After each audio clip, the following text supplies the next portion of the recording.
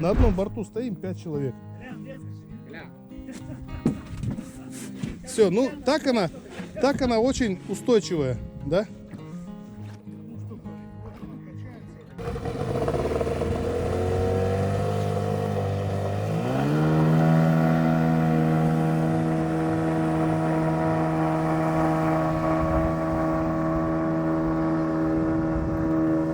Так, раз, два, три, четыре, 5 человек. Опять едем на том же 18-м Дахатсу. Водомет. Сейчас измерим скорость. Едем 20. Вот, ну. Это мало, Коля, ты сделал. Не успеешь разогнаться.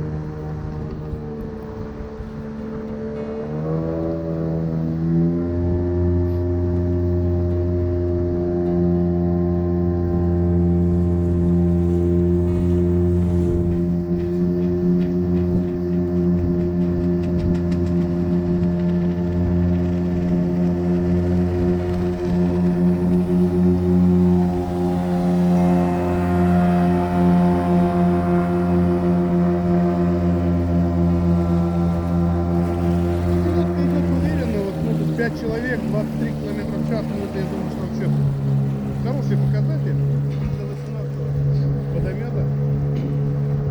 Так что, ребята, вот такие вот дела. Такая вот лодка. Она грузоподъемная, она хорошо идет. На глиссер выходит сразу же. Она длинная и грузоподъемная. Так что, ну а так рекомендуем, конечно, под нее там 30 лошадиных сил.